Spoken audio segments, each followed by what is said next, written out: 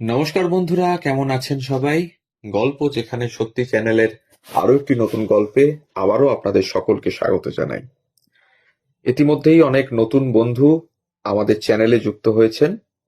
আমরা তাদেরকে ধন্যবাদ জানাই আমাদের চ্যানেলে যুক্ত হওয়ার জন্য। যারা নতুনভাবে যুক্ত হচ্ছেন, দয়া করে আপনারা আমাদের চ্যানেলটিকে সাবস্ক্রাইব করে পাশে থাকবেন। বেল আইকনটিকে অবশ্যই প্রেস করে নেবেন যাতে পরবর্তী গল্পগুলো খুব সহজে আপনাদের কাছে পৌঁছয়, তার জন্য। আর যদি ভালো লাগে তাহলে একটু কাছের মানুষদের সাথে শেয়ার করবেন আমাদের গল্পগুলো। আজকে বলবো একজন চিত্র পরিচালকের গল্প। নামটা সবাই জানেন, তপন সিনহা। তপন সিনহার কিছু অজানা তথ্য আপনাদের সামনে তুলে ধরবো আজকে এই গল্পের মাধ্যমে।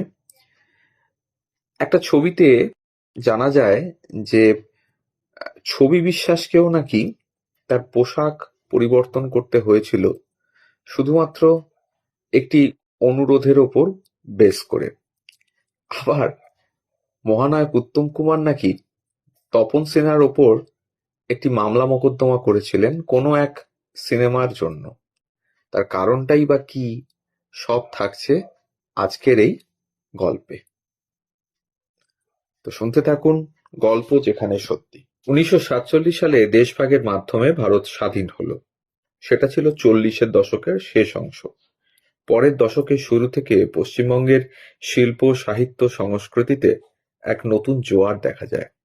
সুনীল গঙ্গোপাধ্যায় তার অর্ধেক জীবন বইয়ে তার উল্লেখ করেছেন। তবে সবথেকে চোখ ধাঁধানো পরিবর্তন এসেছিল বাংলা চলচ্চিত্রের জগতে। এই দশকের শুরুতে ঋত্বিক ঘটক তৈরি করলেন নাগরিক। যদিও তা মুক্তি পায় অনেক বছর পরে। 1955 সালে দর্শকদের সামনে এলো সত্যজিৎ রায়ের পথের পাঁচালী।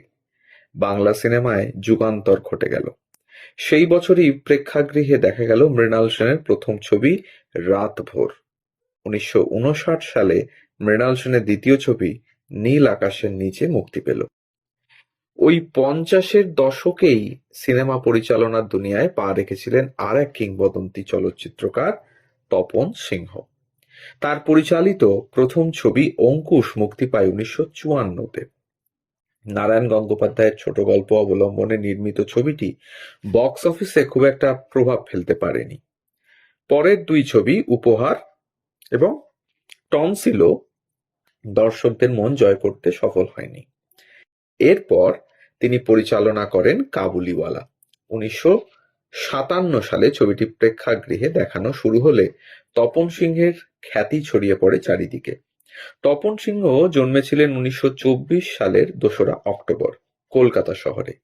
শিক্ষা জীবন কেটেছে ভাগলপুর এবং কলকাতায়। কলকাতা বিশ্ববিদ্যালয় থেকে পদার্থবিদ্যায় স্নাতকোত্তর করেছিলেন। লন্ডনে গিয়ে হাতে কলমে চলচ্চিত্র নির্মাণ শিখেছিলেন। ইংল্যান্ড থেকে ফিরে পরিচালক হিসেবে আত্মপ্রকাশ করলেন। রবীন্দ্রনাথ ছিলেন তার জীবনের বড় প্রেরণা। নতুন কিছু করার আশায় তার প্রথম কাজের সুযোগ এসেছিল তখনকার নিউ থিয়েটার্স স্টুডিওতে। 1946 সালে এখানেই তপনবাবু শব্দ সহকারী হিসেবে যোগ দেন। হাতে কলমে কাজ শেখার সেই শুরু। সাউন্ড অ্যাসিস্ট্যান্ট থেকে সিনেমার ডিরেক্টর হয়ে ওঠার পথটা খুব সহজ যে ছিল না তা বোঝাই যায়। কিন্তু নতুন কাজের আগ্রহই পরবর্তীতে তপন সিংহের জন্ম দিয়েছিল। রবীন্দ্র সাহিত্য থেকে বেশ কয়েকটি ছবি বানিয়েছিলেন তিনি।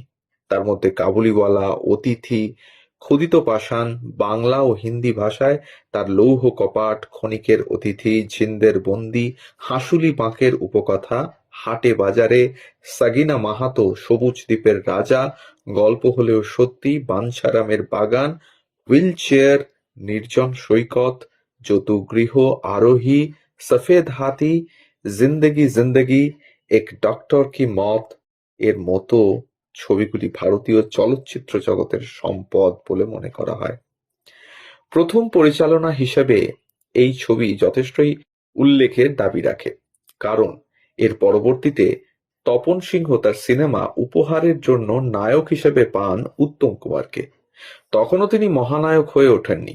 তপন সিংহের ডাকে পার্শ্ব চরিত্রে এখানে অভিনয় করেছিলেন উত্তম কুমার। চিত্রনাট্য পছন্দ হয়েছে এ কথা তপনবাবুকে জানাতেই তিনি উত্তম কুমারকে স্বাধীনতা দিয়েছিলেন নিজের মতো করে সংলাপ বলতে। শুনে উত্তমবাবু অত্যন্ত খুশি হয়ে বলেছিলেন, তোমার কাছেই প্রথম শুনলাম জানো, সব ডিরেক্টর যা ডায়লগ লেখে সেটাকেই বলতে বলে, এতে কি অভিনয় হয় বলো? পরিচালক তপন সিংহ ভিতরের আমিটাকে বের করে আনার জন্য এতটাই স্পেস দিতেন অভিনেতাদের। যৌতুকগৃহ প্রযোজনা করছিলেন উত্তম কুমার নিজেই। দুজনের বন্ধুত্বে চিড় ধরে বাঞ্ছারামের বাগান ছবিটি নিয়ে। সেখানে জমিদার ছকড়ি আর তার ছেলে নকড়ি দুটি চরিত্র করার কথা ছিল উত্তম কুমারের। ঠিক ছিল শীতকালে শুটিং হবে, কিন্তু হঠাৎ বোম্বেতে অন্য ছবির কাজ পড়ে যাওয়ায় উত্তম কুমার ডেট পাল্টাতে চাইলেন। জানালেন মার্চের আগে ডেট দিতে পারবেন না। তপন সিংহ রাজি হলেন না। ওই দুই চরিত্রের জন্য তখন দীপঙ্কর ডেকে নিলেন। ছবিতে শীতকাল ফুটিয়ে তোলার জন্য সবজির ব্যবস্থা করা হয়েছিল বাগানে। কয়েক মাস দেরি করলে সেগুলো নষ্ট হয়ে যেত। আর্থিক ক্ষতি হতো প্রযোজক ধীরেশ চক্রবর্তীর। কিন্তু উত্তম কুমার রুষ্ট হয়ে আদালতে মামলা করলেন। আদালতে বিচারকের সামনে তপন সিংহ বলেছিলেন, 3 মাস পরে উত্তম কুমারকে পাবো, কিন্তু শীতের সর্ষে ফুল কোথায় পাবো? সেই মামলায় উত্তম কুমার হেরেই যান।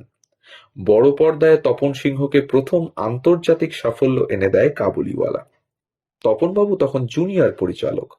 এদিকে তার ছবিতে কাবুলিওয়ালার ভূমিকায় অভিনয় করছেন দিকপাল ব্যক্তিত্ব ছবি বিশ্বাস। তপন সিংহ হঠাৎ একদিন দেখলেন মাথায় জরির পাগড়ি, গায়ে সিল্কের আচকানের ওপর জরির কাজ করা প্রায় ঔরঙ্গজেবের পোশাক পরিহিত ছবি বিশ্বাস মেটিয়া বুরুজের সেটে এলেন কাবুলিওয়ালার অভিনয় করতে। কি বলবেন বুঝতে না পেরে ইগনোরেন্স ইজ ব্লিস ভেবে নিয়ে কাজ শুরু করে দেন তপন সিংহ। 3-4 দিনের শুটিং এভাবেই হয়ে গেলেও পরে ছবির প্রযোজক অসিত চৌধুরীর জোড়াজুড়িতে তপনবাবু ও অসিতবাবু দুজনে মিলে ছবি বিশ্বাসকে অনুরোধ করাতে সেই রাজবেশ ছেড়ে কাবুলিওয়ালার গরিব বেশ পড়তে রাজি হয়েছিলেন তিনি। তখন আবার প্রথম থেকে শুরু হয়েছিল সিনেমার শুটিং। কিন্তু ছবি বিশ্বাসের রাজকীয় খামখেয়ালি মেজাজ জুড়ে ছিল সারা ছবিতে। স্পিরিট কাম দিয়ে কিছুতেই দাড়ি লাগাতে চাননি ছবি বিশ্বাস। তাই সারা ছবি জুড়ে কিম্ভূতকি মাখার এক দাড়ি নিয়ে দেখা যায় মিনুর কাবুলিওয়ালাকে। কেন পরিচালক হিসেবে তিনি এ ব্যাপারে জোরাজুরি করেননি এ নিয়ে পরবর্তীতে সত্যজিৎ রায় খুব বকাবকি করেছিলেন তপন সিংহকে। যদিও ততদিনে কাবুলিওয়ালা নিয়ে হইচই পড়ে গেছে গোটা দেশেই। তপন সিংহ পরিচালক হিসেবে এভাবেই অনেকটা ছেড়ে দিতেন সিনেমার কলা কুশলীদের ওপর, আর তাতে প্রতিবারই সাপে বর হতো। এই মেজাজি ছবি বিশ্বাসকেই দেখা যায় তপন সিংহের ক্ষুদিত পাষাণে নিজে থেকে এগিয়ে এসে রোল নিতে, ওই বয়সেও প্রাণান্তকর পরিশ্রম করতে। দেশ বিদেশের নানা সম্মাননায় ভূষিত হয়েছেন তপন সিংহ। শ্রেষ্ঠ ভারতীয় চলচ্চিত্রের জন্য তিনি অনেকবার জাতীয় পুরস্কারও লাভ করেছেন। 2006 সালে তাকে দাদা সাহেব ফালকে পুরস্কার প্রদান করা হয়। প্রবাদ প্রতিম চলচ্চিত্রকার তপন সিংহ প্রয়াত হন 2009 সালের 15ই জানুয়ারি। তো এই ছিল আজকের গল্প, তপন সিংহকে নিয়ে গল্প, তার উত্থান এবং শুরুর দিকের কিভাবে তার পথ চলা শুরু হয়েছিল তার গল্প রইল আপনাদের কাছে। আমাদের গল্প যদি ভালো লাগে তাহলে প্রতিবারের মতো রিকোয়েস্ট করি একটু কাছের মানুষদের সাথে শেয়ার করবেন, আর কমেন্টের মাধ্যমে জানাবেন কেমন লাগছে। আমাদের ডেসক্রিপশন বক্সে আরো কিছু গল্পের লিংক দেওয়া থাকে, সেগুলো যদি ভালো লাগে তাহলে দেখে নিতে পারেন। আর ভালো লাগলে একটু শেয়ার করবেন, কমেন্ট করবেন, আর সাবস্ক্রাইব তো অবশ্যই করবেন। সবাই ভালো থাকুন,